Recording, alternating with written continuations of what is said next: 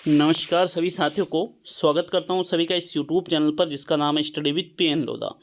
साथियों, रीट एग्ज़ाम 2022 पात्रता परीक्षा जो आपके जुलाई में आयोजित होगी और थर्ड ग्रेड मुख्य पेपर जो आपके जनवरी में होने वाला है। तो इन दोनों एग्ज़ामों के लिए शिक्षण विधियों के 2500 प्रश्नों की ये सीरीज चल रही है और आज हम पेपर नंबर 49 शिक्षण विधियों का हल करने वाले हैं। तो देखिएगा, बहुत ही शानदार सिलेक्टेड क्वेश्चन देखने को मिलेंगे और गारंटीड है अगर आप इन 2500 प्रश्नों को हल करते हो तो आपको शिक्षण विधियां कहीं और से पढ़ने की ज़रूरत ही नहीं है साथियों। तो चलिए पहला प्रश्न देखेंगे। आपके प्रश्न संख्या 1 आपसे क्या पूछ रहा है। अनुकरण वाचन के भेद होते हैं 2, 3, 4 और 5। तो यहाँ पर आपको अनुकरण वाचन के भेद बताने हैं कि अनुकरण वाचन के कितने भेद होते हैं प्रश्न नंबर 1 में। साथियों, सही उत्तर देखते हैं प्रश्न नंबर 1 का कौन सा विकल्प सही है। यहाँ पर जो पहला विकल्प है ये आपका बिल्कुल सही आंसर है। क्यों? क्योंकि इसमें लिखा रखा है 2। तो अनुकरण वाचन के कितने भेद होते हैं 2। कौन कौन से? एक तो होता है अनुकरण वाचन वैयक्तिक रूप से और एक होता है साथियों सामूहिक रूप से। कि कौन कौन से? वैयक्तिक रूप से और सामूहिक रूप से अनुकरण वाचन किया जाता है। तो इस प्रकार आपके प्रश्न संख्या 1 में पहला विकल्प सही है। नेक्स्ट प्रश्न नंबर 2 पे आएंगे तो दूसरा प्रश्न देख लेते हैं। आपके प्रश्न नंबर 2 है, सतत एवं व्यापक मूल्यांकन पर प्रभावी रूप से किसने बल दिया था। तो राधाकृष्णन आयोग के द्वारा, राष्ट्रीय शिक्षा नीति 1986 के द्वारा, मुदालियर आयोग के द्वारा और इनमें से कोई भी नहीं। तो कोई नहीं वाला विकल्प हम यहाँ से हटा देते हैं। देखो, जो CCE है, सतत एवं व्यापक मूल्यांकन है, इस पर प्रभावी रूप से बल राष्ट्रीय शिक्षा नीति जो 1986 है साथियों, इसके द्वारा दिया गया था। मोस्ट इंपॉर्टेंट क्वेश्चन है एग्जाम के लिए, याद रखिएगा प्रश्न को। तो आपके सेकंड विकल्प दूसरे प्रश्न में सही है। नेक्स्ट प्रश्न नंबर 3 की ओर बढ़ेंगे। तीसरा प्रश्न है, संपर्क सिद्धांत के प्रतिपादक कौन है। जी रेवटन, स्वीट, प्लेटो और इनमें से कोई भी नहीं। तो साथियों, संपर्क सिद्धांत इनमें से किसके द्वारा दिया गया है। प्रश्न संख्या 3 में सही आंसर बताइए। तो चलिए इसका सही उत्तर देख लेते हैं। जो संपर्क सिद्धांत है ये जी रेवटन के द्वारा दिया गया है। किसके द्वारा दिया गया है? जी रेवटन के द्वारा। इंपॉर्टेंट क्वेश्चन है, नया प्रश्न है, अच्छा प्रश्न है, याद रखिएगा प्रश्न को, इसको भी। नेक्स्ट प्रश्न नंबर 4 पे आते हैं। आपके चौथा प्रश्न देखेंगे। तीसरे में प्रथम विकल्प सही है साथियों। प्रश्न नंबर 4 है, ड्रेकाली शिक्षण विधि के प्रवर्तक है madam Maria Montessori, Augustus Frederick Froebel, ड्रेकाली और कार्लटन वाशबर्न। तो इनमें से ड्रेकाली जो शिक्षण विधि है इसका प्रतिपादन किसके द्वारा किया गया। प्रश्न संख्या 4 में सही उत्तर बताना है आपको। तो आंसर देख लेते हैं इसका कि भाई कौन सा विकल्प आपका सही रहेगा। साथियों, जो ड्रेकाली शिक्षण विधि है, ड्रेकाली शिक्षण विधि के प्रवर्तक मोंटेसरी नहीं है, क्योंकि मैडम मारिया मोंटेसरी ने तो मोंटेसरी विधि दी है। फ्रोबेल भी इसके प्रतिपादक नहीं है, फ्रोबेल ने किंडरगार्टन विधि दी है साथियों। बल्कि इसका सही उत्तर है ड्रेकाली। ड्रेकाली के द्वारा ही ड्रेकाली विधि का प्रतिपादन किया गया है। थर्ड विकल्प प्रश्न नंबर 4 में सही है। नेक्स्ट प्रश्न संख्या 5 की ओर बढ़ते हैं। तो प्रश्न संख्या 5 है आपके, निम्न में से सही कथन कौन सा है। अभिकर्मित अनुदेशन के 2 प्रकार माने गए हैं। रेखीय अभिकर्मित के प्रवर्तक स्किनर है, ये स्किनर को माना जाता है। शाकीय अभिकर्मित अनुदेशन के प्रवर्तक नॉर्मन क्राउडर है और इनमें से सभी सही है।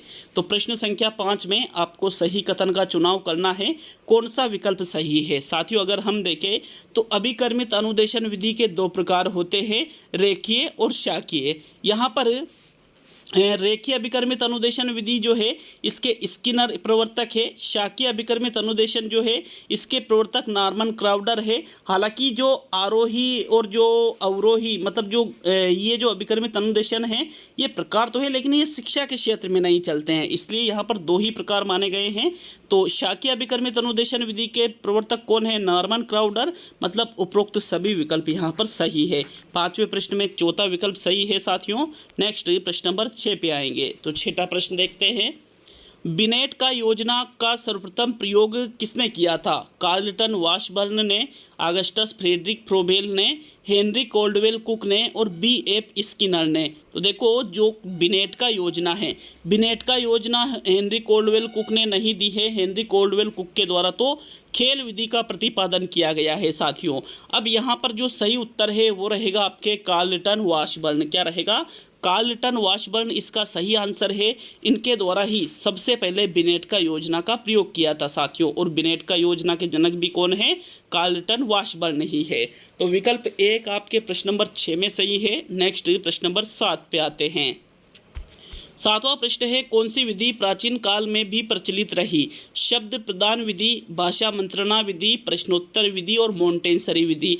तो भाई मोंटेसरी विधि का तो प्रतिपादन ही मैडम मारिया मोंटेसरी ने किया था। ये प्राचीन काल में नहीं थी, ना ही भाषा मंत्रणा विधि थी, ना ही शब्द प्रदान विधि थी, बल्कि प्रश्नोत्तर विधि जो है, प्रश्नोत्तर प्रणाली जो है, ये प्राचीन काल में भी प्रचलित विधि रही है साथियों। तो विकल्प आपके जो 3 हैं 7वें प्रश्न का सही उत्तर है। नेक्स्ट ये प्रश्न संख्या 8 की ओर बढ़ते हैं। तो चलिए 8वां प्रश्न देखेंगे। वाचन शिक्षण की विधि नहीं है देखो और कहो विधि, अक्षर बोध विधि, ध्वनि साम्य विधि और आगमन विधि। तो बताओ इनमें से कौन सी विधि ऐसी है जो कि वाचन शिक्षण की विधियों में सम्मिलित नहीं है? 8वें प्रश्न में राइट आंसर बताना है साथियों। देखो और कहो विधि का प्रयोग वाचन शिक्षण के लिए किया जाता है। ध्वनि साम्य विधि का प्रयोग भी वाचन शिक्षण के लिए किया जाता है। अक्षर बोध विधि का प्रयोग भी वाचन शिक्षण के लिए किया जाता है, लेकिन आगमन विधि का प्रयोग वाचन शिक्षण के लिए नहीं किया जाता है, बल्कि इसका प्रयोग व्याकरण शिक्षण के लिए किया जाता है। तो विकल्प नंबर जो 4 है आपके प्रश्न संख्या 8 का सही उत्तर है। नेक्स्ट प्रश्न संख्या 9 की ओर बढ़ेंगे। तो 9वां प्रश्न देख लेते हैं आपके प्रश्न नंबर 9। कौन सा युग्म सही है? सही युग्म का चुनाव करना है प्रश्न संख्या 9 में साथियों। प्रश्न संख्या 9 है, कौन से युग्म में सही है?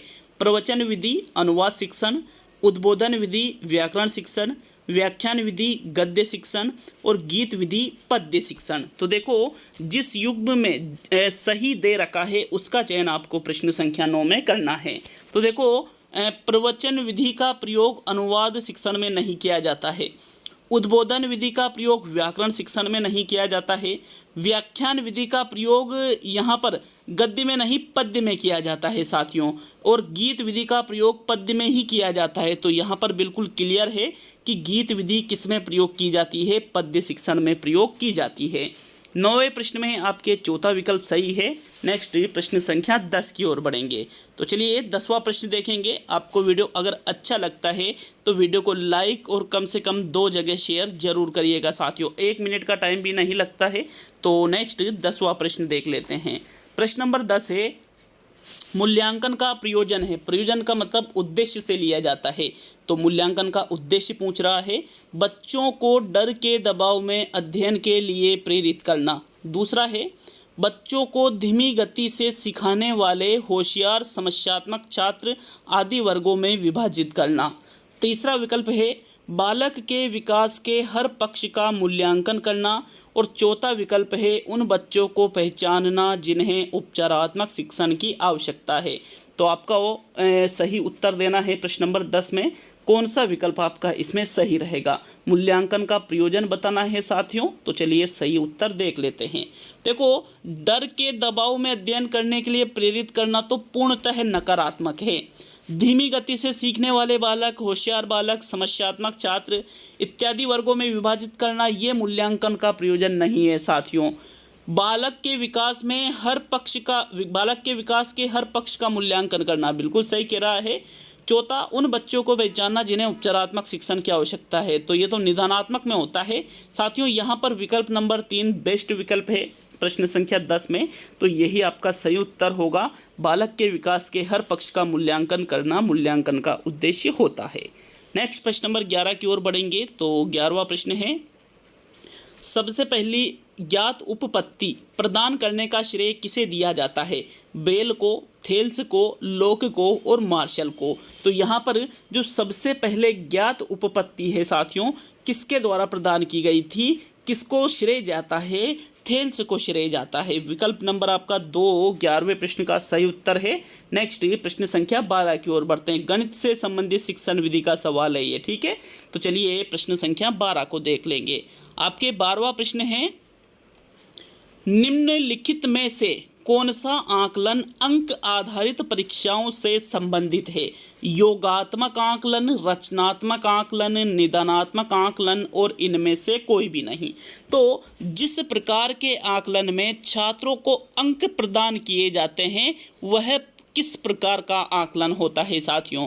क्या वह रचनात्मक आकलन होता है? जी नहीं साथियों, रचनात्मक में अंक प्रदान नहीं किए जाते हैं, ना ही निदान में, बल्कि जो योगात्मक आकलन आपके होता है। कौन सा आकलन? योगात्मक आकलन, जिसको संकल्पनात्मक आकलन भी कहा जाता है साथियों, इसमें अंक प्रदान किए जाते हैं। तो विकल्प नंबर आपका 1 12वें प्रश्न में सही है। नेक्स्ट प्रश्न संख्या 13 की ओर बढ़ेंगे। 13वां प्रश्न है, निम्नलिखित में से कौन सा आकलन प्रत्यक्ष व त्वरित होता है? प्रत्यक्ष व त्वरित होने की बात की जा रही है साथियों, किसकी? प्रत्यक्ष और त्वरित की। तो देखो, योगात्मक, रचनात्मक, निदानात्मक और इनमें से कोई नहीं। तो अगर हम बात करें आकलन का वह प्रकार जो प्रत्यक्ष और त्वरित, त्वरित मतलब तुरंत, तो साथियों उस प्रकार के आकलन को रचनात्मक आकलन के नाम से जाना जाता है। हालांकि निदान भी इसी के अंतर्गत आता है, लेकिन अंतर्गत आता है, तो रचनात्मक बेस्ट विकल्प है। इसलिए 13वें प्रश्न में हम जाएंगे दूसरे विकल्प पर। तो 13वें प्रश्न में आपके सेकंड विकल्प सही रहेगा। नेक्स्ट प्रश्न संख्या 14 की ओर बढ़ते हैं। 14वां प्रश्न देख लेते हैं। प्रश्न नंबर 14 है, सर्व शिक्षा अभियान के निम्न में से उद्देश्य है? 6 से 19 आयु वर्ग के समस्त बालकों का विद्यालय में नामांकन कराना, 100% विद्यालय में ठहराव सुनिश्चित करना, लिंग भेद समाप्त करना और इनमें से सभी। तो देखो, यहाँ पर जो सर्व शिक्षा अभियान है, सर्व शिक्षा अभियान में लिंग भेद समाप्त करने का भी उद्देश्य रखा गया था। 100% विद्यालय में ठहराव सुनिश्चित करना, किसका? छात्रों का। तो ये भी सुनिश्चित किया गया था। आयु 6 से 19 वर्ष के जो बच्चे हैं, इन समस्त बालकों का विद्यालय में नामांकन हो, ये भी सर्व शिक्षा अभियान के उद्देश्यों में रखा गया था साथियों।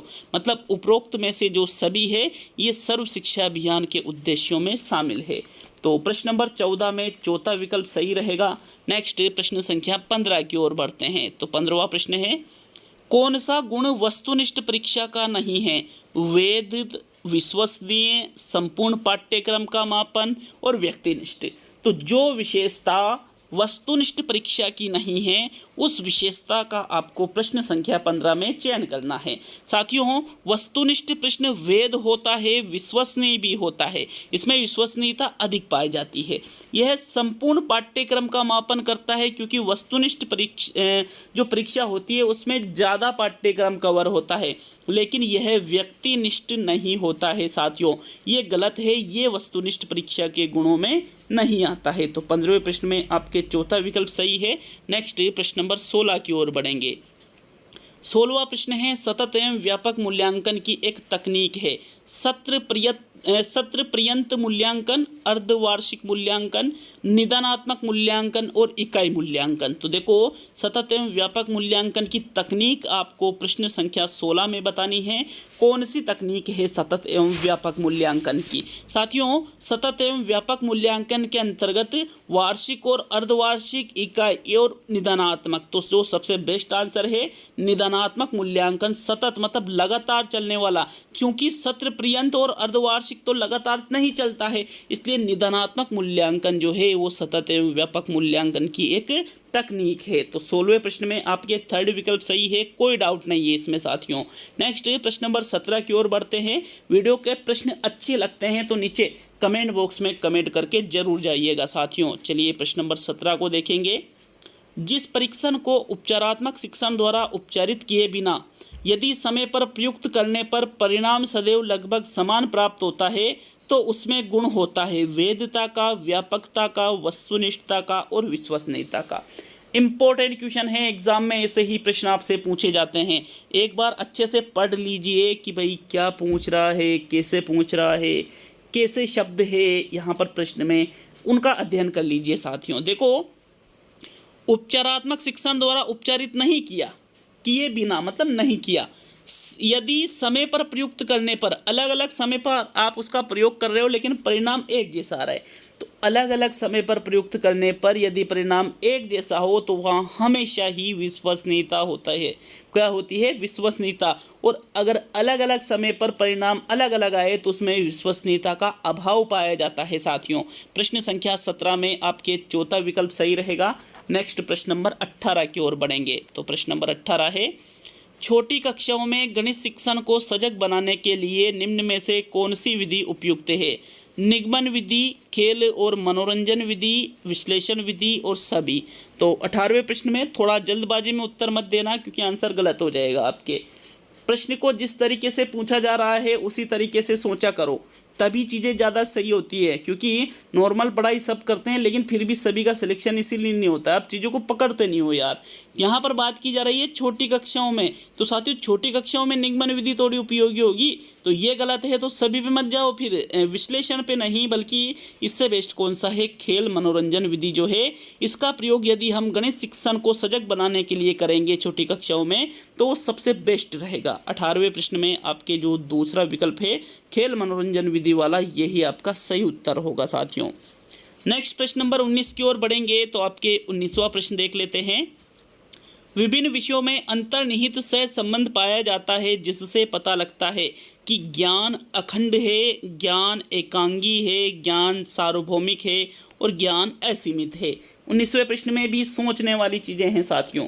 क्या उत्तर रहेगा आपके प्रश्न नंबर 19 का? तो देखो यहाँ पर विभिन्न जो विषय होते हैं ये अंतर्निहित सह संबंध पाया जाता है, ठीक है। अंतर्निहित सह संबंध यदि इनमें पाया जाता है तो यहाँ पर ज्ञान क्या है? अखंड है साथियों, क्योंकि सभी विषय एक दूसरे से संबंधित होते हैं। 19वें प्रश्न में फिर आपके कौन सा विकल्प सही है? ज्ञान अखंड है, विकल्प 1 आपके 19वें प्रश्न का सही उत्तर है। नेक्स्ट प्रश्न नंबर 20 पे आते हैं। तो 20वां प्रश्न देख लेंगे क्या पूछ रहा है। प्रश्न नंबर 20, प्राप्य उद्देश्य वह शिक्षण उद्देश्य होते हैं जिन्हें मापन किया जा सकता है, मापन नहीं किया जा सकता है, वर्गीकरण में सहायक नहीं होते हैं और मानव व्यवहार में झलकते हैं। तो देखो प्राप्य उद्देश्य की बात की जा रही है साथियों। प्राप्य उद्देश्य मतलब वह उद्देश्य जिनको एक कक्ष में प्राप्त किया जा सकता है, उनको कहा जाता है प्राप्य उद्देश्य। आप इनका मापन कर सकते हो। किनका? प्राप्य उद्देश्य का मापन किया जा सकता है साथियों। विकल्प 1 आपके प्रश्न संख्या 20 का सही उत्तर है। नेक्स्ट प्रश्न नंबर 21 की ओर बढ़ेंगे। तो चलिए 21वां प्रश्न देख लेते साथियों। प्रश्न नंबर 21 है आपके, निगमन विधि का उपयोग है मानसिक क्षमता बढ़ाना, वैज्ञानिक दृष्टिकोण विकसित करना, सूत्र की स्थापना करना और सूत्र का प्रयोग करना। तो यहाँ पर आपको निगमन विधि की उपयोगिता बताना है। देखो मानसिक क्षमता का विकास आगमन विधि से होता है। किस विधि से होता है? आगमन विधि से। वैज्ञानिक दृष्टिकोण का विकास भी आगमन विधि से होता है। सूत्र की स्थापना भी आगमन विधि से होती है साथियों, लेकिन सूत्र का प्रयोग करना निगमन विधि के उपयोगों के अंतर्गत सम्मिलित होता है। तो 21वें प्रश्न में निगमन विधि का उपयोग क्या है? सूत्र का प्रयोग करना। विकल्प 4 आपके प्रश्न नंबर 21 में सही है। नेक्स्ट आगे बढ़ेंगे साथियों प्रश्न संख्या 22 की ओर। तो चलिए 22वां प्रश्न देखेंगे आपके प्रश्न नंबर 22, कौशलात्मक उद्देश्य के विशिष्टीकरण का उदाहरण है। गणना कर सकेगा, निष्कर्ष निकाल सकेगा, गणितीय आकृतियाँ बना सकेगा और समस्या समाधान कर सकेगा। तो देखो कौशलात्मक उद्देश्य की बात की जा रही है। कौशल जो होते हैं उसमें साथियों चित्रों से संबंधित चीज़ें होती है। किससे संबंधित चीज़ें होती है? चित्रों से संबंधित चीज़ें उसमें होती है। अब यहाँ पर गणना करना में कोई चित्र नहीं बना रहा है, ना ही निष्कर्ष निकालने में, बल्कि गणितीय आकृतियाँ बनाना, जैसे त्रिभुज बनाना, जैसे यहाँ पर ये आपके आयत बनाना, वर्ग बनाना, ये जो चीज़ें हैं वृत्त बनाना, तो ये सारी चीज़ें कौशलात्मक उद्देश्य के अंतर्गत आ जाती है। तो गणितीय आकृतियाँ बना सकेगा, इसका सही उत्तर होगा प्रश्न संख्या 22 में तीसरा विकल्प सही है साथियों। नेक्स्ट प्रश्न नंबर 23 की ओर बढ़ते हैं। तो आपके 23वां प्रश्न देख लेते हैं। प्रश्न संख्या 23वां प्रश्न है, उपलब्धि परीक्षा एवं नैदानिक परीक्षा में अंतर होता है। किस चीज़ का अंतर होता है? उद्देश्यों का अंतर होता है, प्रकृति का अंतर होता है, कठिनाई स्तर का अंतर होता है, या इनमें से कोई भी नहीं। तो 23वें प्रश्न में जो सही उत्तर है, जो उपलब्धि परीक्षा है और जो नैदानिक परीक्षा है, इसमें प्रकृति या कठिनाई स्तर का अंतर नहीं होता है, बल्कि इनमें उद्देश्यों का अंतर होता है। क्यों? क्योंकि उपलब्धि परीक्षा का उद्देश्य क्या होता है कि छात्र ने कितना ज्ञान ग्रहण किया है, इस चीज़ का पता हमें उपलब्धि परीक्षण से मिलता है। जबकि नैदानिक परीक्षा का उद्देश्य होता है कि छात्र में कौन कौन सी कमियां हैं, इस चीज़ का पता हमें नैदानिक परीक्षा से मिलता है। तो दोनों में फिर किस चीज़ का अंतर हुआ साथियों? उद्देश्यों का अंतर हुआ। विकल्प 1 आपके 23 में सही आंसर होगा। नेक्स्ट आज का सेकंड लास्ट मतलब 24वां प्रश्न देखेंगे। टोटल प्रश्नों की संख्या 25 है और टोटल टेस्टों की संख्या 100 है। इस प्रकार आपसे 2500 प्रश्न टीचिंग मेथड के करवा रहा हूँ साथियों। और टीचिंग मेथड के ही नहीं, साइकोलॉजी, हिंदी, इनके भी 100 टेस्ट है। और यहाँ पर तो 30 प्रश्न है, मतलब 3 हज़ार प्रश्न आपको यहाँ पर मिलेंगे। इन दोनों के शिक्षण विधियों के आपके यहाँ 2500 प्रश्न मिले। आपके 5 जून से मेगा टेस्ट भी आरंभ हो चुके हैं, तो सभी चीज़ें जरूर अटेंड करिएगा। पिछली शिक्षक भर्ती में कई सारे विद्यार्थी लेवल 1 में सेलेक्टेड होकर के ज्वाइनिंग ले चुके हैं साथियों, इसी चैनल से तैयारी करके। नेक्स्ट 24वां प्रश्न देखेंगे। मूल्यांकन का निकटतम संबंध होता है विषय वस्तु से, मूल्यांकन विधियों से, उद्देश्यों से और सीखने की क्रियाओं से। तो मूल्यांकन का निकटतम संबंध 24वें प्रश्न में बताना है साथियों। 24वें प्रश्न का जो सही उत्तर होगा, मूल्यांकन का निकटतम संबंध यहाँ पर विषय वस्तु, मूल्यांकन विधियों या सीखने की क्रियाओं से नहीं होता है, बल्कि उद्देश्यों से होता है। क्योंकि उद्देश्य क्या होते हैं मूल्यांकन में, यही तो देखा जाता है कि उद्देश्यों की पूर्ति किस सीमा तक हुई है, यह किसमें देखा जाता है? मूल्यांकन में। अतः मूल्यांकन का निकटतम संबंध उद्देश्यों से होता है। तो 24वें में आपके थर्ड विकल्प सही है। अब आज का अंतिम और 25वां प्रश्न देखेंगे। सर्वप्रथम प्रोजेक्ट शब्द किस विद्वान द्वारा प्रयोग किया गया? किलपेट्रिक के द्वारा, रिचर्ड्स के द्वारा, गिलबर्ट के द्वारा और स्किनर के द्वारा। तो साथियों जो प्रोजेक्ट शब्द है, इस प्रोजेक्ट विधि का निर्माण तो किलपेट्रिक ने किया, लेकिन इम्पोर्टेंट बात यह है कि प्रोजेक्ट शब्द का सबसे पहले प्रयोग किलपेट्रिक ने नहीं बल्कि रिचर्ड्स महोदय ने किया था। किसने किया था? रिचर्ड्स महोदय ने। अगर जनक पूछे तो किलपेट्रिक आएगा, और शब्द का सबसे पहले प्रयोग पूछे तो रिचर्ड्स आएगा। याद रखिएगा इस चीज़ को विशेष तौर पे। तो दूसरा विकल्प 25 में सही है। ये आपके 49 टेस्ट शिक्षण विधियों के हो चुके हैं, 51 टेस्ट आने और बाकी है साथियों शिक्षण विधियों के। तो मिलते हैं अगले वीडियो में। बहुत बहुत धन्यवाद आपका वीडियो को पूरा देखने के लिए साथियों।